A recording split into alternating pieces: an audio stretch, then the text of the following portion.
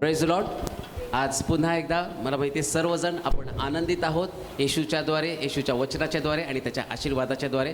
आणि माझी अशीच इच्छा आहे की आपण सर्वजण असंच नेहमी त्या परमेश्वराच्या आशीर्वादामध्ये खरोखर बुडून आणि न्हावून निघावं. पुन्हा एकदा या ठिकाणामध्ये शिल्हो पेंटिकॉस्टल चर्च सोलापूर यांच्या वतीने मी पुन्हा सर्वांचं मनपूर्वक स्वागत करतो. या चॅनेलच्याद्वारे जे तुम्ही सगळे हे जे काही वचन बघत आहात, तुमच्यापर्यंत हा जो परमेश्वराचा उत्तम मानना येत आहे, ते चॅनल म्हणजे रेव्हरंड मनोज तेलोरे मिनिस्ट्रीज या चॅनलच्याद्वारे तुम्हाला अद्भुतरित्या तुम्ही आशीर्वादित होत आहात वचनाच्याद्वारे आणि मोठमोठ्या साक्षी घडत आहेत. अनेक लोकांचे अंतःकरण बदलत आहेत, म्हणून परमेश्वराला धन्यवाद. अशाच प्रकारे नवनवीन मेसेजेस तुमच्यापर्यंत येण्यासाठी तुम्ही रेव्हरंड मनोज तेलोरे मिनिस्ट्रीज या चॅनलला लाईक करा, सबस्क्राईब करा. त्याच ठिकाणामध्ये एक बेलचं एक आयकन आहे, म्हणजे बेलचं एक चिन्ह त्या ठिकाणामध्ये आहे. ते बेलचं चिन्ह देखील तुम्ही दाबू शकता, जेणेकरून जेव्हा जेव्हा नवीन वचनाचे मेसेज तयार होतील त्यावेळेस ते लगेच तुम्हाला त्या ठिकाणामध्ये बघण्यासाठी उपलब्ध होऊ शकतील. त्याचप्रमाणे त्या ठिकाणामध्ये एक नंबर दिलेला आहे. त्या नंबरवर तुम्ही तुमच्या जर काही प्रार्थना विनंती असतील तर तुम्ही त्या ठिकाणामध्ये ते सांगू शकता. त्याच प्रमाणामध्ये जर काही तुमच्या जीवनामध्ये जर साक्षी घडल्या असतील तर त्या ठिकाणामध्ये तो व्हॉट्सअपचा नंबर देखील देण्यात आलेला आहे. त्या व्हॉट्सअपच्या नंबरवर तुमच्या साक्षी तुम्ही त्या ठिकाणामध्ये नक्कीच सांगू शकता. आणि ही वेळ आहे परमेश्वराच्या वचनाची. यावेळेस आपण स्वागत करूयात रेव्हरंड मनोज तेलोरे. आपल्या सर्वांचं पुन्हा एकदा स्वागत. शालोम येशूमध्ये. स्तुती करूया देवाची. या पृथ्वी तलावर त्याच्या इच्छेप्रमाणे प्रतिदिवशी तो आम्हाला सांभाळतो. आमच्या आत्मिक जीवनाची काळजी तो करतो. आणि सगळ्यात महत्त्वाची गोष्ट, आम्हाला विश्वासामध्ये मजबूत करतो. आमेन. एखाद्या व्यक्तीला जर विचारलं ना, जीवनामध्ये मनुष्याच्या सगळ्यात महत्त्वाचं त्याला काय कमवायचं, कोणी सांगेल जन्माला आलो तर मोठं नाव करून मी जाईल, कोणी म्हणेल मी ज्ञान कमवेल, कोणी म्हणेल मी मित्रगण कमवेल, नातेवाईक कमवेल, प्रतिष्ठा, पैसा, बुद्धिमत्ता, या सगळ्या गोष्टी आम्ही कमवण्याचा प्रयत्न करतो, कमवतो सुद्धा. परंतु एक गोष्ट निश्चित आहे, जो व्यक्ती मरतो, मेल्यानंतर त्याच्या सगळ्या गोष्टी त्याच्याबरोबर संपतात. परंतु आत्मिक मनुष्य जो आहे, हा आत्मिक मनुष्य त्याचे आत्मिक नेत्र उघडून देवाला पाहण्याचा प्रयत्न करतो. आमेन. आणि बायबल काय सांगतं माहिती का? प्रथम त्याची नीतिमत्ता आणि धार्मिकता मिळवा. आमेन. जो व्यक्ती धार्मिकता मिळवतो ना, त्याला मरणानंतर पण आशा असते. हालेलुया. जीवन आणि मरण याच्या मधला जो टप्पा आहे, या टप्प्यामध्ये असतं आमचं आध्यात्मिक जीवन. आणि मग काही लोक संपताना किंवा वृद्धपकाळी या आत्मिक जीवनाचा शोध घेतात. आणि मग ज्यावेळेस जीवन संपताना आम्ही आत्मिक जीवनाचा शोध घेतो ना, त्यास आमच्या हाती काही लागत नाही. परंतु उपदेशकाच्या पुस्तकात तो म्हणतो, हे तरुणा, आपल्या तारुण्यामध्ये आपल्या उपकारकर्त्याला स्मर. देवाचं स्मरण कधी करायचं? ज्या दिवशी आम्हाला समज येते, ज्या दिवशी आम्हाला बुद्धी येते ना, या बुद्धीमध्ये आम्ही देवाला स्वीकारणं गरजेचं आहे. परिणाम काय होणार आहे? एकदा का प्रभूला तुम्ही स्वीकारलं की तो प्रभू तुमच्या आत्मिक जीवनामध्ये विश्वासाची पेरणी करतो. आणि आज जी गोष्ट आम्ही पाहणार आहोत, यहूदाच्या पत्रामध्ये 7 प्रमुख प्रकारच्या विश्वासासंबंधानं शेवटच्या 7 आज्ञा, जे टायटल असेल, शेवटच्या 7 आज्ञा, यहूदाचं पत्र. आणि या पत्रामध्ये शेवटच्या 7 आज्ञा दिलेल्या आहेत. एंड आहे. आणि त्या आज्ञा हे आमच्या जीवनाचा अंगीकार असला पाहिजे, म्हणजे त्या आम्ही आत्मसात केल्या पाहिजेत. आमेन. कशासाठी आत्मसात कराव्यात? आता संपत आहे. यहूदाचं पत्र शेवटचं पत्र आहे ना, त्याच्यानंतर प्रगटीकरण सुरू होतं. आणि शेवटी जे सांगितलं जातं, जसं प्रगटीकरणाचं पुस्तक शास्त्रातलं शेवटचं पुस्तक, मग या प्रगटीकरणाच्या पुस्तकाला सगळ्यात जास्त अभ्यासलं जातं का? कारण अंतिम दिवसातलं ते रहस्य आहे, मी कशी स्वतःची तयारी करावी. तसं आता पत्रांचा पण शेवट आहे. आणि शेवटचं पत्र, आणि ते एकच पत्र आहे. आणि या एका पत्रामध्ये शेवटच्या 7 प्रमुख प्रकारच्या आज्ञा आहेत. 7 आज्ञा. म्हणजे शेवटी जाताना जे रहस्य उलगडलं गेलं, जे सिक्रेट सांगितलं गेलं, आणि ते सिक्रेट आता आम्हाला रिव्हील होणं किंवा ते आमच्यासाठी प्रगट होणं याच्यासारखं धन्य जीवन नाही. आणि आज ते आम्हाला प्रगट होणार आहे. वाचूया पहिलंच शेवटच्या पुस्तकातल्या 7 आज्ञेतली पहिली आज्ञा, यहुदाचं पुस्तक, पहिला अध्याय, म्हणजे पहिले एकच अध्याय, त्याचं 20 वचन. यहुदा 20 वचन. हा. प्रियजन हो, तुम्ही तर आपल्या परमपवित्र विश्वासावर स्वतःची रचना करा. पहिलीच आज्ञा. आम्ही आमचं आत्मिक जीवनाचं कन्स्ट्रक्शन करत आहोत, आत्मिक जीवन बांधत आहोत. आणि देवाची आज्ञा काय? जर तुम्ही तुमचं आत्मिक जीवन बांधता, तर बांधताना इंग्लिशमध्ये असं म्हटलेलं आहे, build yourself on the most highly faith. Build your self म्हणजे स्वतःची रचना करा. तुमच्या आध्यात्मिक जीवनाचं कन्स्ट्रक्शन किंवा तुमच्या आत्मिक जीवनाची तुम्हाला रचना करायची, बांधकाम करायचं आहे. आणि बांधकाम करताना जर भेसळ झाली, बांधकाम करताना जर कमी दर्जाच्या वस्तू वापरल्या, तर ते बांधकाम पडलं जातं. पण बांधकामाला जेवढ्या क्वालिटीबाज वस्तू तुम्ही वापराल ना, तेवढं बांधकाम अनेक वर्ष टिकतं. आणि आज प्रभू टिकणाऱ्या गोष्टीविषयी तुम्हाला काय सांगतो, की तुमची रचना म्हणजे तुमचं आत्मिक जीवन कसं कन्स्ट्रक्ट करायचंय. तर तिथं असं म्हटलं, परमप्रिय विश्वास, इंग्लिशमध्ये म्हटलं most holy faith. Most holy faith म्हणजे तुमचा विश्वास हा परमपवित्र विश्वास असला पाहिजे. त्याच्या विश्वासात भेसळ होऊ नये. हालेलुया. सिमेंटमध्ये भेसळ असलं बांधकाम पडतं. स्टील दुय्यम दर्जाचं असेल, बांधकाम पडतं. आता तो काय म्हणत आहे, की तुमचा विश्वास हा मोस्ट हाय फेथ किंवा मोस्ट होली, तिथे असं म्हटलं, your build yourself on your most holy faith. Holy या शब्दाचा अर्थ की ज्याच्यामध्ये काही मिक्स होत नाही, जे निर्भेळ आहे, जे, आणि पवित्र म्हणजे काय, ज्याच्यामध्ये कुठल्या प्रकारची गुंतागुंत नाही, ज्याच्यामध्ये कुठल्या प्रकारचं मिक्सिंग नाही, ज्याच्यामध्ये कुठल्या प्रकारची भेसळ नाही, अशा प्रकारचं असणारी वस्तू म्हणजे पवित्र. तुमच्या विश्वासामध्ये भेसळ करणाऱ्या अनेक गोष्टी आहेत. मग आम्ही म्हणतो की मी विश्वासात पडलो. मग तुझा एवढा विश्वास कमजोर झाला कसा काय? माझा विश्वास निघून गेला. पौल तर म्हणतो, ख्रिस्ताच्या प्रीतीपासून मला कोण विभक्त करेल? मला विश्वासापासून कोण तोडेल? मरण, संकट, छळ, उपासमार, दंगे, धोपटे, बंदीशाळा, कोणत्याच गोष्टी मला विश्वासापासून म्हणजे देवाच्या प्रीतीपासून विभक्त करू शकत नाही. मग कधी कधी आम्ही काही कारणानं विश्वासापासून दूर जातो. त्याचं कारण काय? विश्वासामध्ये झालेली भेसळ. तुमचा विश्वास ज्याच्यामध्ये काहीतरी मिक्स झालेला आहे. तुम्ही विश्वासू आहात, असं नाही की तुमच्याकडे विश्वास नाही, असं नाही की तुमच्याकडे प्रार्थना नाही, असं नाही की तुमचं देवावरती प्रेम नाही. सगळ्या गोष्टी तुमच्यामध्ये आहे. पण सावधानतेचा इशारा आणि शेवटच्या पुस्तकातली आणि पत्रातली जी पहिली आज्ञा, तो म्हणतो की स्वतःची रचना परमप्रिय विश्वासावर. इंग्लिशमध्ये म्हटलं मोस्ट होली फेथ. परमप्रिय विश्वास म्हणजे त्याच्या पलीकडचं महत्वाचं तुमच्या जीवनात दुसरं काही नाही. आत्मिक जीवनामध्ये ज्याला इम्पॉर्टंट म्हटलं, ज्याला महत्वाचं म्हटलं, आणि ते महत्वाचं या महत्वाच्या गोष्टीमध्येच काहीतरी पेरलं जातं. आमेन.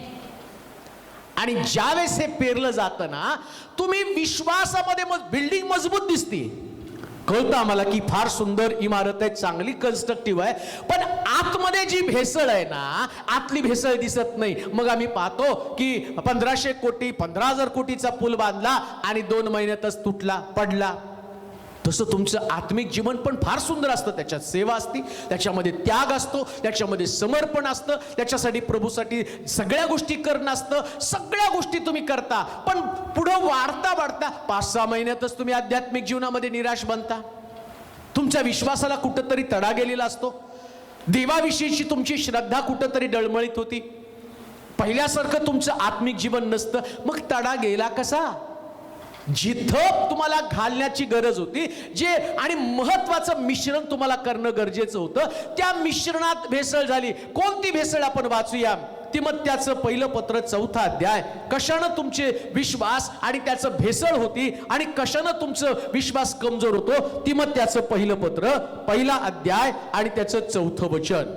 आणि जी ईश्वरी व्यवस्था आणि जी ईश्वरीय व्यवस्था विश्वासाच्या द्वारे आहे, विश्वासाच्या द्वारे आहे, तिच्या उपयोगी न पडणाऱ्या पण वाद मात्र उत्पन्न करणाऱ्या कहाण्यांकडे व अनंत वंशावळ्याकडे लक्ष देऊ नका. तेच मी आताही सांगतो. तो म्हणतो की विश्वासामध्ये पडण्याचं कारण किंवा विश्वासामध्ये भेसळ होण्याचं कारण किंवा तुमच्या विश्वासाला तडा जाण्याचं कारण, तुमच्या विश्वासामध्ये मिक्सर होण्याचं कारण, पहिलीच गोष्ट सांगतो. काय सांगितली पहिली गोष्ट? जी ईश्वरी व्यवस्था विश्वासाच्या द्वारे आहे, विश्वासाच्या द्वारे ईश्वरीय व्यवस्था आहे, तिच्या उपयोगी न पडणाऱ्या पण वाद मात्र. जी गोष्ट ईश्वरीय व्यवस्थेला उपयोगी न पडते, नीट आहे का? अगदी साधं सोपं आहे. तुमचं विश्वास जो आहे तो ईश्वरीय व्यवस्थेनं तुमचा विश्वास मजबूत होतो. मग परमेश्वराच्या वचनाप्रमाणे किंवा देवानं व्यवस्था दिली कशामध्ये? पवित्र शास्त्रामध्ये व्यवस्था दिलेली आहे. हे व्यवस्थेचं पुस्तक आहे. आत्मिक जीवनामध्ये काय आवश्यक आहे, कोणत्या गोष्टीची भर घालावी, कोणत्या गोष्टी काढून टाकाव्यात, ही सगळी व्यवस्था या वचनामध्ये सांगून ठेवलेली आहे. आता एवढी वचनं तुम्ही ऐकता. आता मी 25 वर्ष जर सेवा करतोय, 25 वर्ष तुम्हाला मी देवाचं वचन सांगतो, म्हणजे 25 वर्षामध्ये सांगितलेला प्रत्येक संदेश ही तुमची व्यवस्था आहे. परंतु या व्यवस्थेला आता झालं काय? तुम्ही एवढी वचन ऐकले, तुमचा विश्वास मजबूत झाला. तुम्हाला जर विचारलं ना तुम्ही शेलो केवढे आणि मजबूत कसे, त्याचं कारण एकच आहे. गेली 25 वर्ष तुम्ही देवाचं वचन ऐकतात, व्यवस्था तुम्हाला समजत आहे. परंतु व्यवस्थेवरती आधारित असणारा विश्वास, आता या व्यवस्थेला तडा गेला म्हणजे तुमच्या विश्वासामध्ये भेसळ करण्याचं काम कोण करणार? सैतान करणार. एका माणसानं घर बांधलं, वाळूवरती बांधलं, खडकावरती बांधलं, घराची परीक्षा झाली आणि घराची परीक्षा झाल्यावर वादळ आलं, वारं आलं, संकट आलं आणि वादळानं त्या घराचा पाया हल्ला. खडकावरती असणारं घर कोसळलं नाही, वाळूवरचं घर वाहून गेलं. म्हणजे घर आलं की त्याची परीक्षा झालीच. येशूनं पण आपलं घर बांधलं, पाण्यातनं वर आला, सेवेला बाहेर पडला, त्याच्याही घराची परीक्षा केली, त्याचाही विश्वास तपासला गेला. कसा विश्वास तपासला? आता व्यवस्था फार सुंदर आहे. व्यवस्था काय दिली होती? सैतान त्याला घेऊन गेला डोंगरावरती. तुला भूक लागली, आता धोंड्याच्या भाकरी कर. व्यवस्था काय दिली होती देवाच्या वचनामध्ये? मनुष्याचा पुत्र भाकरीने नव्हे तर देवाच्या मुखातनं निघणाऱ्या प्रत्येक शब्दानं जगेल. आणि ही व्यवस्था येशूला माहिती होती. मग सैतानानं त्याला सांगितलं, तुला भूक लागली, आता आज्ञा कर धोंड्याला भाकरी होण्याची. धोंड्याच्या भाकरी होईल. मग कदाचित व्यवस्थेच्या बाहेर जाऊन त्यानं धोंड्याला भाकरी करण्याची आज्ञा केली असती तर तो विश्वासामध्ये तुटला असता. पण प्रभू येशू ख्रिस्त योग्य वचन काढून काय बोलतो? त्याचा विश्वास जो पवित्र, जो सर्वोच्च पातळीवरचा विश्वास, तो म्हणतो मनुष्य केवळ भाकरी नव्हे तर देवाच्या मुखातनं निघणाऱ्या प्रत्येक शब्दाने वाचेल. हा विश्वासाची व्यवस्था आहे प्रियानो. पण प्रॉब्लेम काय होतो? तुम्हाला आता सैतान हाच प्रश्न घेऊन येणार नाही. तो तर तुम्हाला विश्वासाच्या व्यवस्थेपासून तोडण्याचा प्रयत्न करणार आहे. तुमचा विश्वास कमजोर होण्यासाठी प्रयत्न करेल. मग कोणत्या गोष्टीमध्ये अडकवेल? काय सांगितलं? कोणत्या गोष्टीमध्ये? वंश. आणि जी ईश्वरी व्यवस्था विश्वासाच्या द्वारे आहे, तिच्या उपयोगी न पडणाऱ्या पण वाद मात्र उत्पन्न करणार. काहीतरी करून तुमच्या आत्मिक जीवनामध्ये भेसळ करून तुम्ही ज्याला महत्व देता, आमच्यासाठी सगळ्यात महत्वाचं काय तरी विश्वास आहे. आमेन. बाकी दुसरं काही नाही. हालेलुया. आता सैतानाला तर वाद करायचा आहे. मग त्यानं वाद येशूच्या पण डोक्यामध्ये घातला. भूक लागली. दुसरा वाद त्याच्या डोक्यात काय घातला? वरून उडी मार, देवदूत तुला हातावर जेलून धरतील. तिथेही त्याच्या विश्वासाची परीक्षा आहे. मग तो पण एक मनुष्यच आहे. मग त्यानं पण उडी मारली असती तर तो खाली पडला असता, मेला असता. त्याला शास्त्रातले अनेक उदाहरणं सैतानाने डोळ्यासमोर आणले. शद्रक मेषक अबेदनोगोला भट्टीमध्ये टाकलं, कसं त्याला सोडवलं. सिंहाच्या गुहेमध्ये दानियल कसा होता, कसं त्याला सोडवलं. तू पण उडी मारून बघ. पण त्याचा विश्वास देवावरती होता. देवानं शद्रक मेषक अबेदनगो समोर तशी परिस्थिती निर्माण केली होती. कशासाठी? तर देवाचं गौरव व्हावं. आता वरून उडी मारून देवाचं गौरव होणार नाही. पण सैतान मात्र काय करत आहे, त्याच्या डोक्यात ते वादाचा प्रसंग, ज्याचा उपयोग काही नाही. आता येशूने तिथं उडी मारली असती तर सैतानाला पण माहितीये की अरे देवामध्ये ताकद आहे, त्याला जलून धरेल. पण उडी मारताना पाहणार कोण आहे बरं? उडी मारून काय गौरव होणार आहे? तो नुसती उडी मारणार आणि देवाची परीक्षा पाहणार, देवदूत हातावरती जलणार आणि सैतान फक्त ते पाहणार. तसं पिक्चर नाही. लाजरस कबरेमध्ये, बारीक कबरेच्या भोवती लोक जमलेले आहेत आणि मग येशू तिथे जातो, सगळ्यांसमक्ष लाजरसला बाहेर बोलवतो. लाजरस लोकांसमोर जिवंत होऊन बाहेर येतो. ह्याच्यामध्ये देवाचं गौरव आहे. पण इथं मात्र वाद आहे. प्रभू येशू ख्रिस्त सर्व लोकांसमक्ष आणि मारला जातो, त्याला कबरेमध्ये पुरलं जातं आणि त्या कबरेवरती धोंड ठेवली जाते आणि धोंडेवरती पहारेकरी नेमले जातात आणि प्रभू येशू ख्रिस्त आतमध्ये आणि देव दुसऱ्या क्षणाला 3 दिवसानंतर कबरेवरची धोंड बाहेर काढतो आणि सगळ्यांसमक्ष त्याला बाहेर काढतो. याच्यामध्ये देवाचं गौरव आहे. पण ज्याच्यामुळे वाद निर्माण होईल, ज्याच्यामुळे तुमचा विश्वास कमजोर होईल, अशा प्रकारच्या विश्वासाला तडा जाणाऱ्या गोष्टी, थोडक्यामध्ये सगळ्या वादापासून दूर तुम्ही राहिला तर तुमचा विश्वास कधीच तुटणार नाही. आमेन. सगळ्या वादापासून दूर राहायचं. हालेलुया. जो वाद तुम्हाला देवाच्या विश्वासापासून कमजोर करत आहे, मग त्याच्यामध्ये आता तिथं भांडण काय होतं? कुठलं भांडण होतं? वाचा बरं. वाद आणि जी ईश्वरी व्यवस्था विश्वासाच्या द्वारे आहे, तिच्या उपयोगी न पडणाऱ्या पण वाद मात्र उत्पन्न करणाऱ्या कहाण्यांकडे, कुठले पण रचित कहाणी.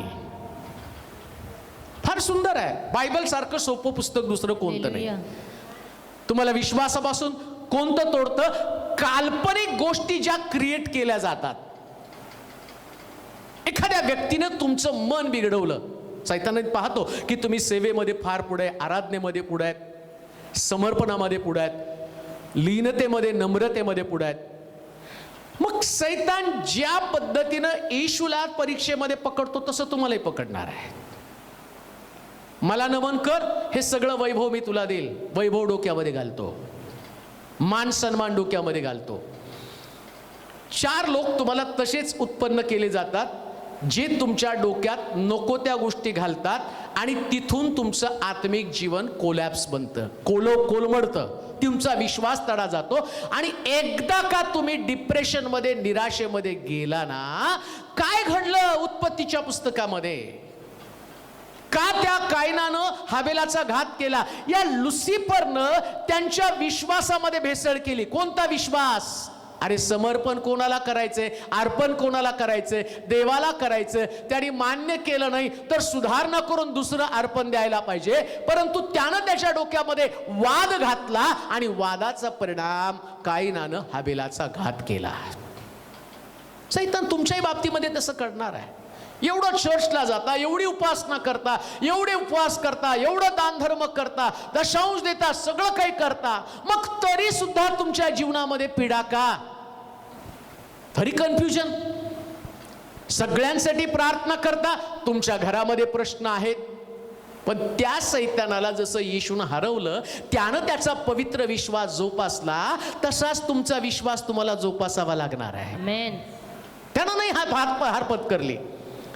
साधं उत्तर आहे हो. सैतानानं जे पण प्रश्न तुमच्या समोर मांडले, त्या सगळ्या प्रश्नाला एकच उत्तर, आणि जे प्रभू येशू ख्रिस्तानं दिलं. काय दिलं माहिती का? माझ्या इच्छेप्रमाणे नको तर तुझ्या इच्छेप्रमाणे होऊ दे. संपलं. किती सोपं आहे. देवाची इच्छा असेल मी आजारी असावं, मग तो म्हणेल एवढी प्रार्थना करता मग तुम्ही आजारी कसं? देवाची इच्छा. शद्रक मेषक अबेदनगो या भट्टीतनं सोडवायला माझा देव समर्थ आहे, पण सोडवलं नाही तरी या मूर्तीला दंडवत घालणार नाही. याला म्हटलंय the most holy faith. Amen. Problem आहे. म्हणून म्हटलं शेवटच्या आज्ञा आहेत तितक्याच महत्वाच्या आहेत. तुम्ही विश्वास तुमचा कमजोर होईल अशा कोणत्याच गोष्टींची भेसळ तुमच्यामध्ये होऊ देऊ नका. कोणत्याच गोष्टींनी प्रियांनो. तुम्हाला सगळ्यात जास्त राखण काय करायचंय? तुमचा परमपवित्र विश्वास. आमेन. म्हणून येशू म्हटला, मी भूतलावर परत आल्यावर मला मनुष्य मात्रामध्ये विश्वास आढळेल काय? विश्वास असेल पण भेसळ झालेला असेल. शुद्ध विचाराचे, शुद्ध विश्वासाचे लोक आज सकाळी मी त्यांना धन्य म्हणेल. तुमची परीक्षा होत आहे पण तरी सुद्धा तुम्ही डगमगले नाहीत. हालेलुया. तुम्ही चारी बाजूनं कोण मारा तुमचा झाला पण तरी तुमचा विश्वास तुम्ही सोडला नाही. तुम्ही आर्थिक दृष्टिकोनातनं दुर्बल झालेल्यात, कमजोर झालेल्यात, पण तरी तुम्ही विश्वासामध्ये आहात. कोणत्याही परिस्थितीमध्ये तुमचा विश्वास गमवू देऊ नका. त्या विश्वासाला सांभाळा आणि त्या विश्वासावर तुमचं बांधकाम करत राहा. बांधकामामध्ये कधी कमी पडू नका. सगळ्यात चांगल्यातलं चांगलं तुम्हा बांधकामासाठी साहित्य वापरा. चांगल्यातलं चांगलं प्रियानो. विधवेच्या घरामध्ये तिच्या विश्वासाची परीक्षा. एलिया जातो तो म्हणतो, बाई मला भाकर दे, मला भाकर दे, मी खातो आणि मग तुला आणि तुझ्या मुलाला भाकर देतो.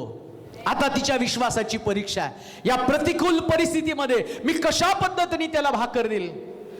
म्हणून जर मी एलियाला भाकर दिली तर माझा मुलगा मरेल, आणि जर एलिया वाचला तर एलिया माझा आधार कधी बनू शकणार नाही. पण एलियानं सांगितलेला शब्द तिने मनामध्ये बिंबवला, आपल्या मुलाची भाकर काढून दिली. परिणाम काय झाला? तिचा जो त्याच्या संबंधानं म्हटलं द मोस्ट होली फेथ, तो तिने बांधला, त्याला तडा देऊ झाले नाही. आणि बायबल सांगतं याच विश्वासाच्या द्वारे पवित्र शास्त्रातली विश्वासाची रचनाकार ती बनली. आज सकाळी नंबर तुमचा आहे. तुम्ही सुद्धा आध्यात्मिक जीवनामध्ये तसंच विश्वासामध्ये टिकून राहा. होऊ द्या किती परीक्षा व्हायच्या, हालेलुया. घेऊ द्या किती संकट तुमच्यावरती येतं, किती आर्थिक प्रश्नामध्ये आणि तुम्ही अडकलेले आहात, परंतु तुमच्या विश्वासाची परीक्षा आहे. आता तुमच्या विश्वासाची परीक्षा आहे. देवाचे प्रिय लोक, तुमचा विश्वास आज सकाळी कमजोर होऊ देऊ नका. तेवढ्याच विश्वासानं बांधकाम करा, तेवढ्याच विश्वासामध्ये मजबूत राहा. या लॉकडाऊन मध्ये तुमचं घर खोलमडलेलं असेल, परंतु विश्वास ठेवा, देव तुमच्या घराची रचना करेल, परमेश्वर तुमच्या घराची बांधणी करेल. आमेन. मला काल 2 दिवसाखाली एक परिवाराचा फोन आला होता. आज ऐकत असतील ते सुद्धा वचन.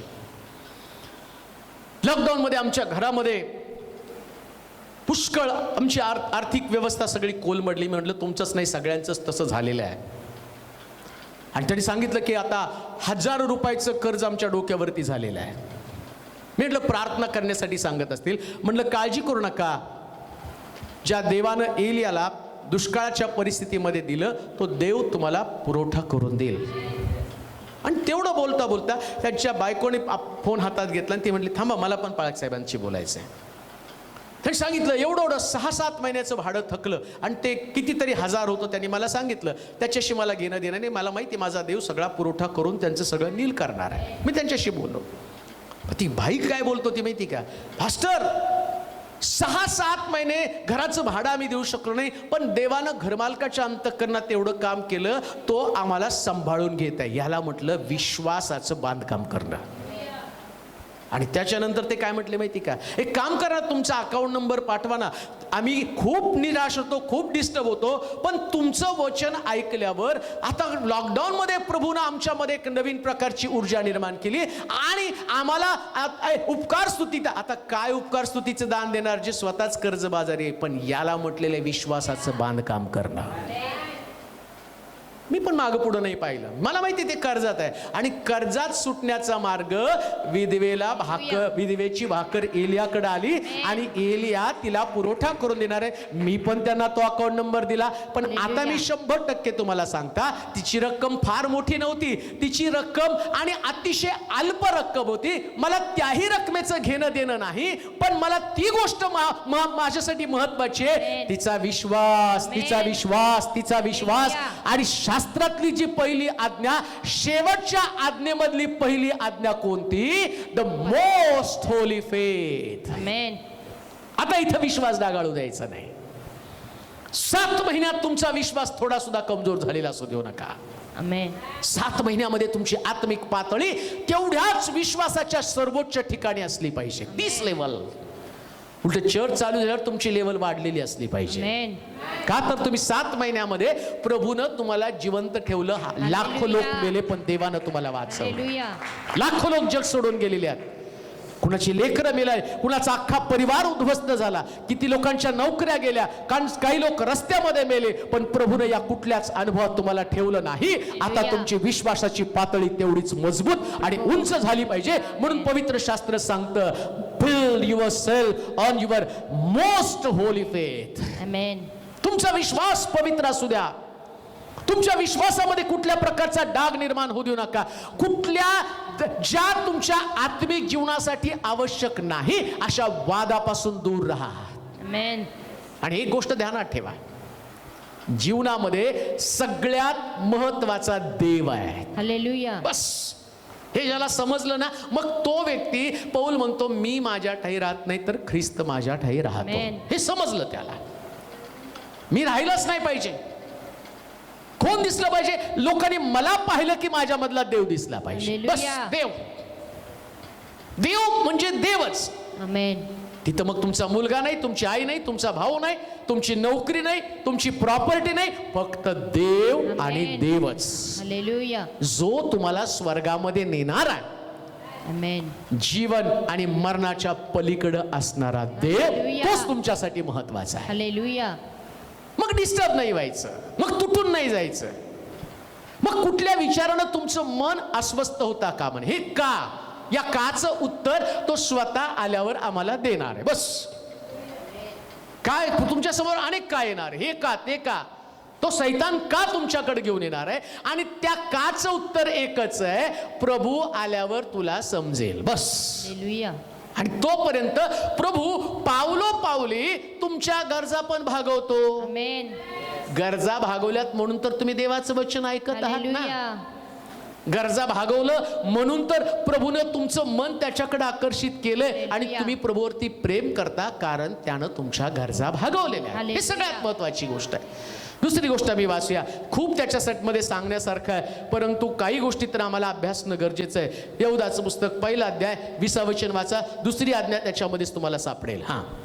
प्रियजन हो, तुम्ही तर आपल्या परमपवित्र विश्वासावर स्वतःची रचना करा. स्वतःची रचना पवित्र विश्वासावर करा. पुढे पवित्र आत्म्याने. दुसरी गोष्ट, पवित्र आत्म्याने प्रार्थना करा. दुसरी गोष्ट, नुसतंच विश्वासावर टिकून राहू नका. पहिली आज्ञा तर तुमचा विश्वास तो डागाळू देऊ नका. 7 महिन्यानंतर आता चर्च चालू होणार आहे लवकरच, माझा तर विश्वास आहे. हालेलुया. होणार चालू. आमेन. मग चालू झाल्यावर जसं चर्च मधनं बाहेर पडलं ना, तसंच आत या. आमेन. हालेलुया. तुमच्या खिशात गुटख्याच्या पुड्या, तंबाखूच्या पुड्या, हातामध्ये गंडा दोरा, काहीतरी गमावलेलं आहे, प्रार्थना कमी झालेली आहे. जाताना जी शुद्धता होती ती शुद्धता आता त्याच्यामध्ये तशीच असली पाहिजे. नाहीतर आता येताना 7 महिन्यानंतर परत एकदा उधळ्या पुत्रच आला, तो बदललेला जर नसला तर उपयोग नाही. मग हे कसं घडणार आहे? फार सुंदर आहे, ज्याला आत्मिक जीवनातलं रहस्य म्हटलेलं आहे. मग त्याच्यामध्ये तो म्हटला, दुसरी आज्ञा काय? पवित्र आत्म्यानं प्रार्थना करा. आमेन. तुझं शरीर हे जिवंत देवाचं मंदिर आहे. आमेन. त्या देवाचा आत्मा वास करतो हे तुला ठाऊक नाही का? तुम्ही बांधलेल्या घराकडं, बिल्डिंगकडं तुमचं लक्ष लागलं, तुम्ही म्हणता मंदिर बंद आहे. पण प्रभू म्हणतो, मंदिर कोण सांगितलं तुला बंद आहे? हालेलुया. मंदिर म्हणजे तुझं शरीर आहे आणि यात पवित्र आत्मा होता. आमेन. आहे आणि तो शेवटपर्यंत, येशू येईपर्यंत तो आमच्यामध्ये असणार. आमेन. मग मंदिर कशासाठी आहे? नाही, बरेच लोक, मंदिर उघडा जरा मला प्रार्थना करायची. तुला कोणी सांगितलं या मंदिरात प्रार्थना करायची? हालेलुया. तू तिथं होता, तेच मंदिर आहे. हालेलुया. आणि तिथं जो पवित्र आत्मा आहे, तो आत्मा तुला प्रार्थना करण्यासाठी, म्हणजे तुझ्या आध्यात्मिक जीवनाची रचना करण्यासाठी मदत करत आहे. फार सुंदर आहे. मला खूप आवडलं. मी या वचनावरती प्रेम करतो का? कारण सगळे निराश होण्याचं कारण एकच आहे, त्यांच्यामध्ये आत्मा नाही. आणि पवित्र आत्म्याचं वैशिष्ट्य काय माहिती का? Hallelujah. तो आम्हाला कधीच खिन्न होऊ देत नाही. Yes, Lord. Amen. अश्रू येऊच देत नाही तो पवित्र आत्मा. Praise God. प्रभू येशू ख्रिस्त स्वर्गामध्ये गेला आणि शिष्य निराश झाले. आता कसं व्हायचं आमचं? कोण मेलेले जिवंत करणार आहे? कोण लंगडे चालवणार आहे? कसं आंधळे पाहतील? कसं परत ते चमत्कार घडणार आहे? आता येशू तर गेला. येशू होता तर लोक आम्हाला विचारत होते. येशू होता तर प्रार्थना होत होत्या. येशू होता तर लोकांचं तारण होत होतं. येशू होता तर पुष्कळ लोक बदलले जात होते. जक्कयाचं परिवर्तन पाहिलं, शमरोनी स्त्रीचं परिवर्तन पाहिलं. किती लोक बदलले, किती लोकांचं जीवन परिवर्तित झालं. आता येशू गेला, आमचं कसं होणार आहे? मग येशूला ही त्यांची गरज माहिती होती. आणि बायबल सांगतं, तो म्हटला यरूशलेम सोडू जाऊन टाका, पित्यानं देव केलेली देणगी लवकर तुमच्यावरती येणार आहे. Amen. आणि त्याला माहिती आहे या देणगीला त्यांच्यामध्ये येण्याच्या अगोदर, नीट ऐका आज सकाळी देवाचं वचन, आत्म्याच्या प्रेरणेने काय लिहिलं वचन? पवित्र आत्म्याने प्रार्थना करा. पवित्र आत्म्यानं प्रार्थना करा. म्हणजे पवित्र आत्मा राहण्यासाठी अमेन. आवश्यक काय असेल तर प्रार्थना. अमेन. आणि या शिष्यांना प्रार्थनेची सवय नव्हती. येशू डोंगरावरती प्रार्थना करत होता, पेत्र याकोब योहान झोपलेले असायचे. म्हणजे यांनी प्रार्थना कधीच केल्या नव्हत्या. आता येशू यांना ट्रेनिंग द्यायला लागला. काय? 40 दिवस वचन सांगितलं आणि 10 दिवस प्रार्थना करायला लावली. हालेलुया. 40 दिवस त्यांनी देवाचं वचन ऐकलं. वचन ऐकलं, विश्वास निर्माण झाला. आता 40व्या दिवशी ते सगळे डोंगरावरती आणि माडीवरच्या खोलीमध्ये एकत्र जमले आणि माडीवरच्या खोलीमध्ये ते प्रार्थना करू लागले. असं म्हणतात 500 लोक होते, हळूहळू त्याच्यातले निघून गेले. 120 लोक माडीवरती शिल्लक राहिले आणि 120 लोकांमध्ये पवित्र आत्मा आला आणि तो पवित्र आत्मा पेत्रानं स्वीकारला. 120 लोकांनी स्वीकारला. पण पवित्र आत्मा आल्याबरोबर पेत्राच्या स्वभावामध्ये बदल झाला. जो पेत्र नाकारणारा आता तो गाजवणारा पेत्र बनला. देवाची प्रिय लोक हो, तुमचं जर आत्मिक जीवन टिकून राहायला पाहिजे तर सर्व प्रसंगी पवित्र आत्म्यानं प्रार्थना केली पाहिजे. कान देऊ नये का? घरामध्ये एकटं समजू नका. तो कैवारी आत्मा, तो मदतगार आणि ज्याला सतत प्रार्थना करावीशी वाटते. तुम्ही निराश काय माहिती का? कारण तुमचा आतला मनुष्य तुम्हाला सांगत असतो प्रार्थना कर, प्रार्थना कर, प्रार्थना कर. मला अजून एक वचन तुम्हाला वाचलं, म्हणजे ही आत्म्याची ती त्याच्या संबंधानं म्हटलं की, आणि ही जी प्रार्थना आहे सर्व प्रसंगी प्रार्थना. वाचूया तेच वचन. प्रियजन हो, तुम्ही तर आपल्या परमपवित्र विश्वासावर स्वतःची रचना करा. रचना. इपिस 6 अध्याय 18 वचन वाचा. इपिस 6 अध्याय 18 वचन. 6:18. सर्व प्रकारची प्रार्थना व विनवणी करा. सर्व प्रकारची आणि सर्व प्रसंगी प्रार्थना कशी? सर्व प्रकारची प्रार्थना व विनवणी करा. सर्व प्रसंगी आत्म्याच्या प्रेरणेने. कशाच्या प्रेरणेने? आत्म्याच्या. प्रसंग कोणता का असे ना, पण प्रेरणा मात्र आत्म्याची असली पाहिजे. आम्ही म्हणतो ना, मला प्रेरणा झाली चर्चला 100 खुर्च्या द्याव्या. ती प्रेरणा आहे. म्हणजे तुम्हाला सगळं बघितल्यावर तुम्हाला असं वाटतं आतमधनं कुठं तरी म्हणतं तुमच्याकडे नसतात पैसे. त्यानंतर माझ्याकडे पैसे नाही पण मला प्रेरणा झाली. प्रेरणा झाल्यावर तुम्ही कर्ज काढून चर्चला 100 खुर्च्या देऊ शकता. आणि प्रेरणा झाली आणि तुम्ही प्रार्थना केली तर लंगडे चालणार नाहीत का? आंधळे बघणार नाहीत का? लाखो लोकांचं तारण होणार नाही का? म्हणून तो म्हणतो, फार सुंदर, इतकं छान लिहिलेलं, सर्व प्रसंगी. आमेन. काहीतरी घटना तुमच्या जीवनात अशी घडते ना, त्या प्रसंगातच नेमकं तुम्हाला प्रार्थना करू वाटत नाही. नीट ऐका काय सांगतो ते तुम्हाला. वधस्तंभावरती प्रभू येशू ख्रिस्त तो प्रसंग बाका आहे. हा प्रसंग प्रभू येशू ख्रिस्ताला नको होता. तो म्हटला होईल तर हा प्याला मजपासून टळू दे. महत्वाची गोष्ट मी तुम्हाला सांगत आहे, आत्म्याच्या प्रेरणेनं प्रार्थना कशाला म्हटलेला आहे? होईल तर हा प्याला मजपासून टळू दे. हा अपमान, ही निंदा, हे छळ, हे सगळ्या अंगावरती असणाऱ्या जखमा, हे मला नको आहे. हे माझं जीवन नाही. हे सगळ्या जगाचं पाप मी प्यावं, इतकं अशुद्ध जीवन मला नकोय, हे टळू दे माझ्यापासून. पण तरी सुद्धा प्रभू येशू ख्रिस्त वधस्तंभावर लटकला, हातामध्ये खिळे ठोकले, डोक्यामध्ये काट्यांचा मुकुट आहे, पायात खिळे ठोकले, आणि त्या प्रसंगात येशू काय प्रार्थना करतो, हे बापा यांना क्षमा कर. प्रसंग कोणता आहे आणि याची प्रार्थना काय आहे? या प्रसंगात त्यानं प्रार्थना केली आणि काय घडलं माहिती का? इकडं चोरामध्ये डेअरिंग आलं आणि चोर काय म्हणतो, हे येशू तू राजाधिकारी शिलतेस माझी आठवण का. कधी कधी तुम्हाला वाटत नाही आजारी पडावं, पण तुम्ही एवढ्या आजारी पडता, हॉस्पिटलमध्ये दाखल होता, आणि हॉस्पिटलमध्ये दाखल झाल्यावर तिथं देव तुम्हाला सांगतो, बेडवरती पडल्यावर, ख्रिस्त वधस्तंभावर पडल्यावर प्रार्थना करतो ना, तुमच्या हातामध्ये सलाईन आहे आणि तुमच्या भोवती नातेवाईक जमले, डॉक्टरनं काही वेळेची मुदत तुम्हाला दिली, पण तुम्ही बोलत आहात, काही करू नका, तिथं आत्म्याच्या प्रेरणेनं प्रार्थना करा. न जाणो बाजूच्या बेडवरचा पेशंट आणि येशूचं नाव ऐकेल आणि त्याचा उद्धार होईल. जसं चोराला येशू म्हटला, आज तू मजबर सुखलोकात असशील. देवाची प्रिय लोक, तुमचं मृत्यू तर अटळ आहे, जन्माला आलेला प्रत्येक व्यक्ती मरणारच आहे, पण धन्य त्याचं मरण जो मरताना सुद्धा आणि चोराला स्वर्गामध्ये घेऊन जातो. तसं आमच्या जीवनाचं ध्येय काय? असं नाही म्हणावं की प्रभू हे आजारपण, हे संकट माझ्यामध्ये नकोय, तर असं म्हणा, याही स्थितीमध्ये मला प्रार्थना करण्याची ताकद दे, याही स्थितीमध्ये माझा विश्वास मजबूत करण्यासाठी पवित्र आत्म्याच्या द्वारे प्रार्थना करण्याची मला संधी दे, जेणेकरून प्रभूजी न जाणो कदाचित कोणाचं तरी परिवर्तन होईल. हालेलुया. मग कोणाचा मृत्यू असो, तुम्ही दवाखान्यामध्ये असा, आर्थिक अडचणीमध्ये असा, सिंहाच्या गुहेमध्ये दानियल आहे, पण आतून प्रार्थना करताना म्हणतो, महाराज चिरायू असा माझ्या देवानं मला वाचवलेलं आहे. ही आत्म्याच्या द्वारे असणारी प्रार्थना आहे. हालेलुया. आणि ती आज्ञा आहे. काय आज्ञा आहे? सगळ्या परिस्थितीमध्ये, वाचा बरं, सर्व प्रकारची प्रार्थना व विनवणी करा, प्रार्थना व विनवणी करा, सर्व प्रसंगी आत्म्याच्या प्रेरणेनं प्रार्थना करा. सर्व प्रसंगी, प्रसंग कोणता का असेना. आमेन.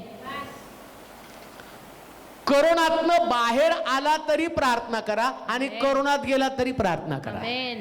हालेलुया. हालेलुया. आम्ही करोना होऊ नये म्हणून खूप प्रार्थना, देवा संभाळ संभाळ संभाळ संभाळ संभाळ, टाळ टाळ टाळ टाळ. मी तर सगळ्यांसाठी करत असतो, प्रभूजी कुणाला सापडू देऊ नको, आणि तेवढ्यात कोणतरी सापडतं. लुसिफर मला विचारतो, काय तुझ्या चर्चचा एक सापडला. अरे सापडला तरी बाहेर काढणाऱ्या प्रार्थना आमच्याकडे आहेत. आमेन. याच्यातनं बाहेर काढण्यासाठी सर्व प्रसंगी प्रार्थना. आमेन. सर्व प्रसंगी प्रिया, प्रार्थना करणं एवढंच पवित्र आत्मा काम करतो. हे दोघं एकमेकाची मदतगार आहे. हालेलुया. मी जातो आणि तुमच्यासाठी एक मदतगार पाठवतो. हालेलुया. आणि हा मदतगार काय करतो माहिती का? देवाचं अंतःकरणामध्ये काय आहे ते तुम्हाला सांगतो हालेलुया. आणि तो तुमची मदत करतो. मला असं वाटतं, रोमकराचं पत्र 8 अध्याय 26 वचन वाचा बरं. रोमकराचं पत्र 8 अध्याय 26 वचन. हा, तसेच आत्माही हा. आपल्या अशक्तपणात आपल्याला हातभार लावतो. आता तो मदतगार आहे, तुम्ही अशक्तात आणि पवित्र आत्मा तुम्हाला सांगतो. आज्ञा काय? पवित्र आत्म्यानं प्रार्थना करा. आणि पवित्र आत्म्यानं का प्रार्थना करायची? ज्यास तुम्ही कमजोर असता त्यास पवित्र आत्म्याची ताकद तुम्हाला मदत करते. आमेन. कधी ओळखणार आहात? हा, तुम्ही कमजोर आहात, म्हणा मी कमजोर आहे, पण पवित्र आत्मा बलवान आहे. आणि देवानं बलवान व्यक्तीला तुमच्या मदतीसाठी पाठवलाय. बलवान व्यक्ती तुमच्या मदतीला आहे. मग तुम्ही कमजोर आहात, पवित्र आत्म्याला प्रार्थना करू द्या. तुम्ही अशक्त आहात, सशक्त पवित्र आत्मा तुमच्यामध्ये. हालेलुया. तुम्ही विश्वासामध्ये कमजोर आहात, अजून वाचा बरं. पवित्र आत्मा तसेच आत्माही हा. आपल्या अशक्तपणात आपल्याला हातभार लावतो. कारण आपण यथायोग्य प्रार्थना कशासाठी केली पाहिजे हे आपल्याला ठाऊक नाही. मला माहित नाही कशी प्रार्थना करायची. मला एकच प्रार्थना माहिती. कोणती प्रार्थना? देवा मला कोरोना होऊ देऊ नकोस. माझी प्रार्थना कोणती आहे? देवा मला कर्ज होऊ देऊ नकोस. माझी प्रार्थना कोणती आहे? देवा माझी नोकरी जाऊ देऊ नकोस. माझी प्रार्थना करते जसं, आणि शद्रक मेशक अबेदनगो राजाला म्हणतात या भट्टीतनं सोडवायला देव समर्थ आहे. आमेन. तिकडे पवित्र आत्मा शब्द दुसरा घालतो, पण सोडवलं नाही तरी चालेल. हालेलुया. भट्टीतनं सोडवू शकतो, पण सोडवलं नाही तरी चालेल. याला म्हटलं पवित्र आत्म्याची प्रार्थना. आमेन. सोडवू शकतो देव, सोडवायलाच पाहिजे, त्याच्याशिवाय मी विश्वास ठेवणार नाही. तू हे केलंच पाहिजे, मग त्याच्याशिवाय मी तुझ्या मार्गात चालणार नाही. याला तडजोडीची प्रार्थना म्हटलेली. ती आत्म्याची नाही, ती तुमच्या देहाची प्रार्थना आहे. ती तुमच्या देहाची प्रार्थना. येशू म्हणतो ना, होईल तर हा प्याला. होईल तर म्हणजे काय? तुझी इच्छा असेल तर. होईल तर हा प्याला माझ्यापासून टळू दे, ही पहिली त्याची देहातली प्रार्थना. इकडं पवित्र आत्मा, माझ्या इच्छेप्रमाणे नको, आमेन. तुझ्या इच्छेप्रमाणे होऊ दे. हालेलुया. जर समजा येशूना हा शब्द त्याच्या प्रार्थनेत आलाच नसताना, माझ्या इच्छेप्रमाणे नको, तुझ्या इच्छेप्रमाणे, तर कदाचित चित्र बदललं असतं. ना वधस्तंभावरच्या चोराचं परिवर्तन झालं असतं, ना योहानाची जबाबदारी मरियेकडे सोपवली गेली असती, ना त्या ठिकाणामध्ये जगाला क्षमा मिळाली असती. कारण इकडं हा येशू म्हणतो होईल तर हा प्याला मजपासून टळू दे, आणि इकडं पवित्र आत्मा त्याला सगळ्या आत्म्याच्या द्वारे गोष्टी दाखवायला सुरुवात करतो. तो म्हणतो आज जर तू वधस्तंभावर गेला नाहीस ना, देवाची इच्छा काय तुला समजणार नाही. या 7 उद्गाराची जगाला गरज आहे. या उद्गारामध्ये जगासाठी जे महान प्रकारचं देवाचं प्लॅनिंग आहे हे लोकांना समजणार आहे. आणि मग तो म्हणतो माझ्या इच्छेप्रमाणे नको, तुझ्या इच्छेप्रमाणे होऊ दे. आणि मग देवानं त्यानं प्रार्थना केली आणि देवानं त्याची इच्छा दाखवली. माझी इच्छा तुला 39 फटके बसावेत. कशासाठी? जगाला त्यातनं आणि रोगापासून सुटका मिळावी. आणि पवित्र शास्त्र सांगतं देवाच्या इच्छेप्रमाणे त्याला फटके दिले, परंतु येशू ख्रिस्त या फटक्यानंतर का मेला नाही? असं म्हणतात की त्याच्या प्रत्येक फटक्यातनं आणि त्याची कातडी आणि त्याचं मांस काढलं. 39 फटक्याच्या द्वारे सगळं, आणि त्याचं शरीर सोलल्यावर जिवंत का राहिला?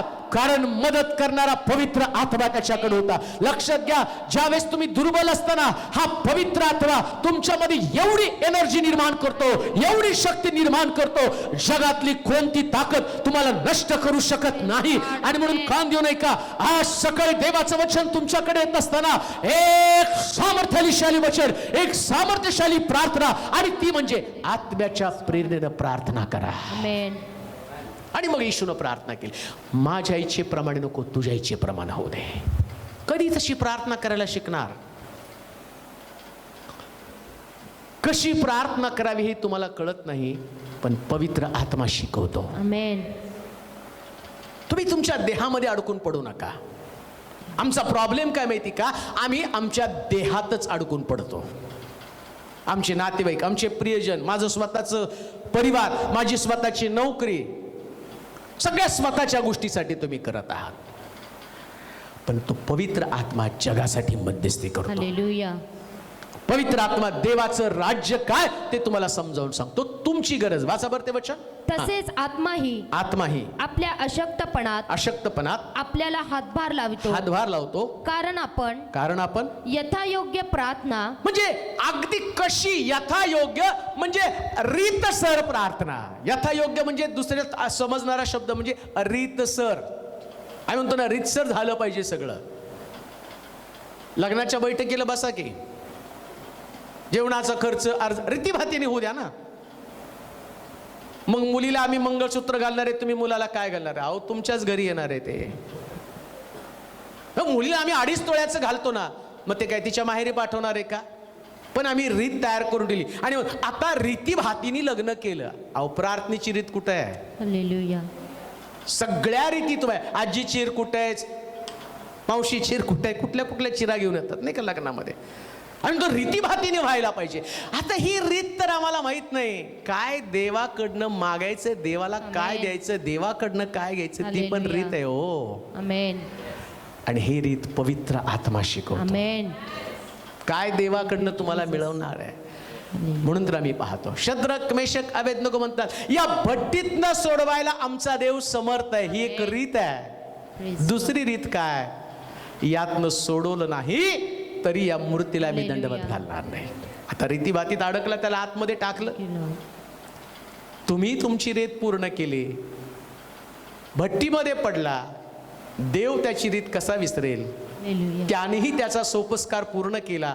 इकडं पवित्र आत्म्यानं प्रार्थना केली, ही आत्मा प्रार्थना स्वर्गापर्यंत गेली. इकडं देवानं प्रार्थनेचं उत्तर दिलं. देवानं एक पुरुषाला आतमध्ये पाठवलं. राजा म्हणतो 3 जण टाकले होते, 4 जण आतमध्ये फिरत आहे. 4थ्याचं मुख देवाच्या पुत्रासारखं दिसतं आणि शास्त्र सांगतं देवानं आपला पुत्र पाठवून त्या तिघांचा बचाव केला आणि भट्टीतनं तिघांना बाहेर काढलं. याला म्हटलं आत्म्यानं यथायोग्य आमेन. प्रार्थना. हालेलुया. पुढचं वचन वाचूया. तिसरी आज्ञा आहे, एक शेवटचीच आज्ञा त्या ठिकाणात होईल. यहूदाचं पत्र आणि त्याचा पहिला अध्याय 21 वचन वाचा. यहूदाचं पत्र पहिला अध्याय आणि त्याचं 21 वचन. सार्वकालिक जीवनासाठी सार्वकालिक जीवनासाठी आपल्या प्रभू येशू ख्रिस्ताच्या आपल्या प्रभू येशू ख्रिस्ताच्या दयेची वाट पहा दयेची वाट पहा आणि आपणास देवाच्या प्रीतीमध्ये राखा. जो तिसरी आज्ञा काय? काही झालं तरी देवाच्या प्रीतीमध्ये राखा. हे सगळ्यात कठीण आहे. या 2 गोष्टी सोप्या आहेत बरं का आध्यात्मिक मनुष्याला. कोणत्या? स्वतःची रचना परमप्रिय विश्वासावरती करा. विश्वास भरपूर असेल, दुसरं पण तुम्हाला शक्य आहे. पवित्र आत्मा मिळाल्यावर तुम्हाला प्रार्थना करणं सोपंच आहे. आणि पवित्र आत्मा उठवतो रात्री बेरात्री, कर म्हणतो जगासाठी मध्यस्थी. पवित्र आत्मा घेऊन जातो. आता पवित्र आत्म्यानं तुम्ही प्रार्थना केली ना, हा पवित्र आत्मा तो साधारण आत्मा नाही. तुम्ही प्रार्थना करता, लोकांच्या जीवनामध्ये चमत्कार घडू लागतात आणि त्याच्यामुळं तुम्हाला पण प्रार्थनेमध्ये इंटरेस्ट येतो. कारण तुम्हाला कळतं, अरे पवित्र आत्मा माझा वापर करायला लागला, देव माझा वापर करून घ्यायला लागलेला आहे, लोकांमध्ये परिवर्तन होत आहे आणि त्याच्यामुळं तुमचा लौकिक वाढत चाललेला आहे. तुमच्या प्रार्थना वाढल्या, तुमचा लौकिक वाढला आणि तुम्ही एन्जॉय करू लागलेला आहे. कसं असतं माहिती का? कंपनीत मोठ्या पदावरती काम करणारा व्यक्ती, त्याचं पॅकेज मोठं असतं, तो मोठं काम करतो, आणखीन पॅकेज मिळवतो, मग त्याला ती नोकरी सोड वाटत नाही. कारण त्याला कळतं माझा काहीतरी आणि उपयोग होत आहे आणि मी कोणीतरी वेगळा व्यक्ती आहे. मग दुसरी कंपनी, मग तिसरी कंपनी आणि फिरता फिरता या व्यक्तीला एवढा इंटरेस्ट निर्माण होतो. आता त्या कम्प्युटरचं ते सॉफ्टवेअर निर्माण केलेलं बिल गेट्स एवढा पैसा मिळून गप्प बसला का? बस की आता किती कमवायचे. पण त्याला माहितीये काहीतरी जगाला आणि मला फायदा आहे म्हणून तो काम करत राहिलेला आहे. तो रिटायर नाही, तो मेल्यावर सगळं थांबणार आहे, पण त्याच्या डोक्यातलं वापरलं जाणार आहे. आणि पवित्र आत्मा पण तुम्हाला मरेपर्यंत सोडत नाही ना. हालेलुया. आत्म्याचं सामर्थ्य काय तुम्हाला माहिती का? आलिशा मेला कबरेतपूरला, या आत्म्यानं त्याचं सामर्थ्य त्याच्यामध्ये सोडलं आणि इकडं आम्ही पाहतो मेलेला व्यक्ती त्या कबरेत आला, याच्या हाडाला स्पर्श होऊन तो व्यक्ती जिवंत झाला. हालेलुया. मग एवढं पवित्र आत्मा, तुम्ही पवित्र आत्म्यानं प्रार्थना करा. पण पवित्र आत्म्यानं प्रार्थना करत असतानाच काय होतं माहिती का? आता बायबल सांगतं आत्म्याला खिन्न करू नका. मग आत्मा खिन्न होतो कसं काय? पवित्र आत्मा प्रार्थना करतो, पण पवित्र आत्मा तुम्हाला प्रार्थना करता करताना त्याच्यामध्ये गुणधर्म आहेत, त्याच्यामध्ये स्वभाव आहेत आणि पवित्र आत्मा त्याचे स्वभाव घेऊन तुमच्यामध्ये येतो. नुसतं प्रार्थना करत नाही, तो त्याचे स्वभाव तुमच्यामध्ये टाकतो. दुसऱ्या भाषेमध्ये मी तुम्हाला सांगतो, पवित्र आत्मा येताना नातेवाईक घेऊन येतो. हालेलुया. गलतीकाराच्या पत्रातले नातेवाईक, हालेलुया. आत्म्याच्या द्वारे निष्पन्न होणारं फळ काय काय त्याच्यामध्ये? गलती 5:22. हा, कोणकोणते नातेवाईक घेऊन येतो पवित्र आत्मा?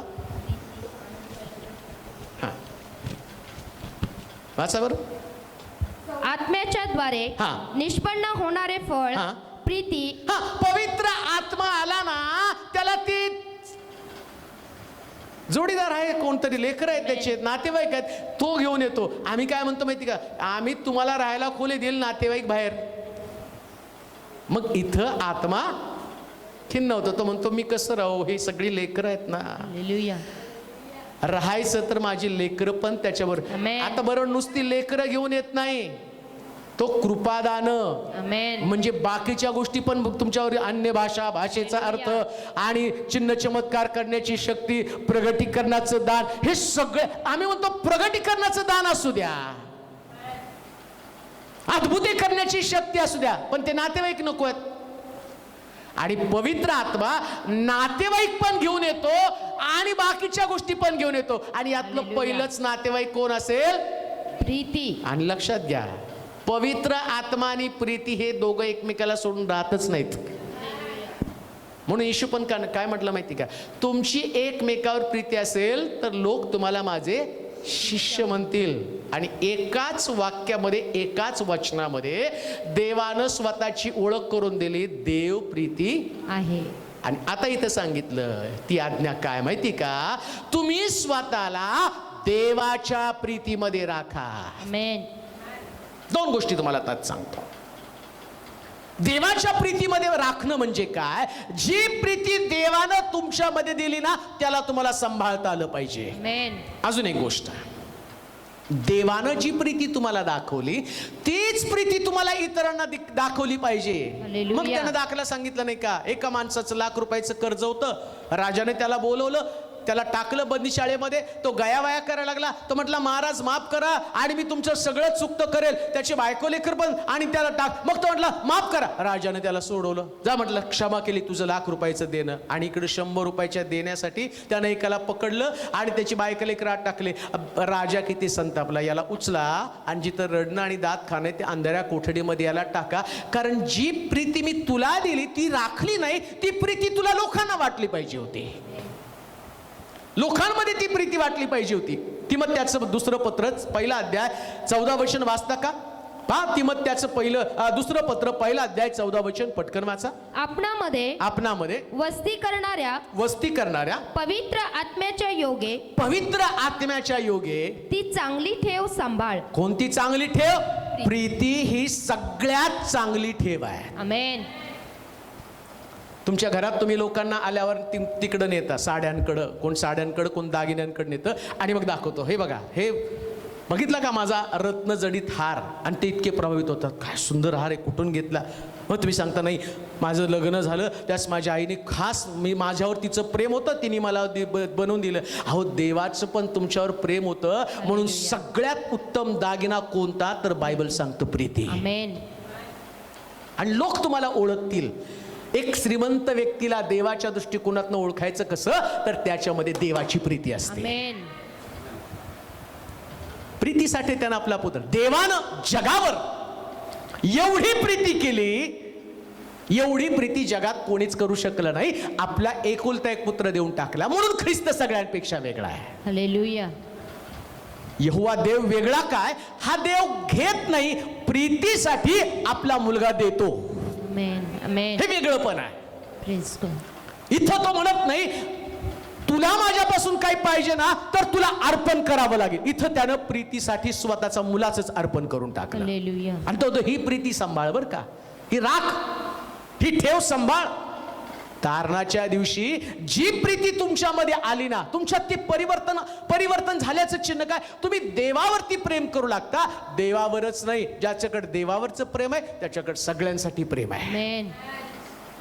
आता नेमकं सैतान काय करतो माहिती का, ही तुमच्यातली प्रीती हळूहळू चोरू लागतो. मग शेवटच्या दिवसामध्ये तोंडला कठीण दिवस येतील. लोक त्यांच्यामध्ये प्रीती ममताहीन म्हणजे प्रीती नसलेले लोक राहतील. आता काय होईल माहिती का, मंडळांमध्ये पवित्र आत्म्याचे चिन्ह चमत्कार दिसतील, सेवा वाढलेली दिसेल, पण मंडळीतली जर प्रीती हरवली, मग तो सांगतो या प्रीतीचं जतन कर. धन्य ती मंडळी आपल्यातली प्रीती कधी जाऊ देत नाही, या प्रीतीची राखण करते. हालेलुया. देवामध्ये टिकून राहायचं का, विश्वासामध्ये मजबूत व्हायचं का, आत्मिक जीवनाची निगा राखायची का, मग तुमच्यातल्या प्रीतीचा स्वभाव जाऊ देऊ नका. आमेन. अजिबात तुमच्यातली प्रीती जाऊ देऊ नका, तुझभर सुद्धा कमी होऊ देऊ नका. आणि लक्षात घ्या, एकदा का प्रीतीच्या रंगामध्ये रंगला ना, हा रंग न जाणारा रंग आहे. आमेन. हालेलुया. सगळे रंग जातील पण हा रंग कधी जात नाही, कारण ती देवाची प्रीती म्हटलेली आहे. आमेन. ख्रिस्तामध्ये तो रंग होता, म्हणून वधस्तंभावर पण त्यानं तेच, तो आला तर त्याच्याकडे एकच शब्द होता, जा तुझ्या अपराधांची क्षमा झालेली आहे, हालेलुया. माफ केलं तुला. आता लोक त्याच्या तोंडावरती थुंकले, फटके मारले, बलजबूल त्याला म्हटले, रंग सुटलेला नाहीये. वधस्तंभावर पण काय, हे बाप्पा यांना. मग तुमच्याकडे ते तसंच येणार आहे. ज्याच्याकडे प्रीती आहे ना, ती प्रीती फक्त क्षमाच करायला शिकते. फक्त क्षमा, सगळ्याला क्षमा. आमेन. तुम्हाला कोणी शत्रू नाही, तुमचा मित्र तुमच्या बरोबर आहे, पवित्र आत्मा. आणि पवित्र आत्म्याची ठेव, देवानं दिलेली कोणती ठेव आहे? प्रीती ही तुम्हाला ठेव दिली आणि तिचा रात्रंदिवस राखण करायचं. नीट लक्षात ठेवा, तिच्यावर दरोडा घालणारा कोण आहे? गलती करायचं पत्र, आत्म्याच्या देहाची कर्म तर उघड आहे. देहाची कर्म तर उघड आहे, हा? तीही हा? जार कर्म, जार कर्म, अशुद्धपणा, अशुद्धपणा, कामातुरपणा, कामातुरपणा. मूर्तीपूजा. आता मला हे सगळं सांगण्यात वेळ नाहीये, पण त्यातल्या महत्वाच्या गोष्टी तो जर प्रीतीची ठेव तुला सांभाळायचं, पण त्याच्यात जार कर्म हे तुझ्यासाठी एक भयानक प्रकारचा असणारा शत्रू आहे. तो काय करणार? येणार. मग या प्रीतीची जागा जार कर्मानं घेतले, शारीरिक आकर्षण. ज्याला लोक म्हणतात की माझं तुझ्यावर प्रेम आहे, आणि प्रीतीमध्ये तर मरण आहे. आणि तो म्हणतो की तू माझ्याशी लग्न नाही केलं तर मी तुला जिवंत ठेवणार नाही. मग तो मुलगा जातो, तिच्या तोंडावरती ऍसिड टाकतो, तिला भोसकतो, बलात्कार तिच्यावरती करतो. तो म्हणतो मला ती आवडली, ती माझ्याशी लग्न करत नाही आणि मला तिचं शरीर पाहिजे, मी ते वापरलं, फेकून दिलं. जार कर्म. मग कोणती प्रीती? बरेच लोक म्हणतात नाही, देवानं तर सांगितली ना प्रीती, पण त्या प्रीतीमध्ये वासना असता कामा नये, ती देवाची प्रीती नाही. जारकर्म हे कधीच त्याच्यामध्ये शिरता कामा नये. पुढे मूर्तीपूजा, मूर्तीपूजा, चेटके, शेतके. वैर. आता खूप गोष्टी आहेत, परंतु मला त्यातल्या 2-3 महत्वाच्या गोष्टी फक्त जाता जाता सांगायच्यात. हा, वैर, वैर, कलह, कलह, मत्सर, मत्सर, राग. पहा, हे मत्सर नावाचं जे शत्रू आहे ना, हे तुमच्या प्रीतीला उद्ध्वस्त करून टाकतं. प्रीतीचं बायबल तर सांगतं, देवानं पवित्र आत्मा तुमच्यामध्ये पाठवला, आता प्रीती तुमच्यामध्ये आली, तुमचं अंतःकरण प्रीतीने भरून गेलं. तुमच्यामध्ये असणाऱ्या प्रीतीच्या ठेवेला सांभाळण्यासाठी मत्सर नावाच्या व्यक्तीला आतमध्ये कधीच घ्यायचं नाही. आमेन. कधीच नाही घ्यायचं बरं का. एकदा का मत्सर आतमध्ये आला ना, वैशिष्ट्य काय माहिती का? प्रीती आणि मत्सर हे 2 एकत्र कधीच राहू शकत नाही. 2 निगेटिव्ह पॉझिटिव्ह एकत्र आणले की शॉक बसतो. मत्सर आला, प्रीती लगेच गाशा गुंडाळती आणि बाहेर पडते. ती म्हणते याला ठेवायचं तर मी बाहेर जाते. म्हणून त्याला म्हटलं याला सांभाळ. आमेन. सांभाळ म्हणजे काय? हिचा जो शत्रू आहे. दुसऱ्या भाषेमध्ये अजून एक सांगतो, प्रीती नावाची व्यक्ती तुमच्या घरामध्ये आली, पण तिला ॲलर्जी आहे. ॲलर्जी कशाची आहे? मत्सराची. आणि ॲलर्जी आल्याबरोबर ती व्यक्ती आजारी पडते. ॲलर्जी वाढली, मरून जाते, लक्ष दिलं नाही तर. इतकं सोपं आहे. प्रीती आली घरामध्ये आणि ती राहिली, आणि तेवढ्यात ॲलर्जी म्हणजे मत्सर आला, आणि मत्सरानं ॲलर्जी देऊन देऊन देऊन देऊन इकडं प्रीती संपली. मग येशू म्हणतो शेवटच्या दिवसात कठीण दिवस येतील, लोकांमध्ये प्रीती संपेल. चर्च वाढणं महत्वाचं नाही, लोक मर्यादित असू द्या, पण प्रीतीपूर्ण असू द्या. हालेलुया.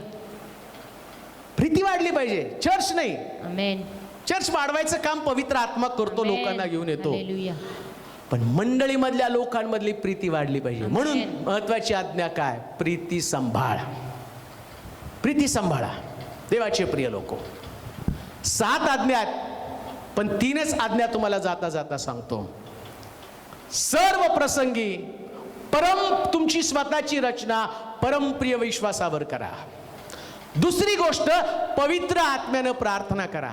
आणि तिसरी महत्वाची गोष्ट, पवित्र आत्म्यानं तुम्हाला दिलेली ठेव प्रीती, या प्रीतीला तुमच्यातनं बाहेर जाऊ देऊ नका, तिची राखण करा. असं केल्यानं तुमचा विश्वास, तुमची धार्मिकता दिवसेंदिवस वाढेल, कमी होणार नाही. आणि प्रभूच्या आगमनापर्यंत तुम्ही आल्यानंतर तुम्हाला देवासमोर तोंड लपवावं लागणार नाही.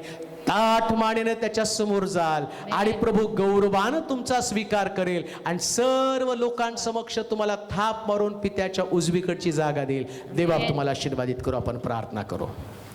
सर्व समर्थ देवा, आज सकाळी आम्ही स्वतःला धन्य समजतो, कारण तुझं जिवंत वचन आमच्याकडे आलेलं आहे,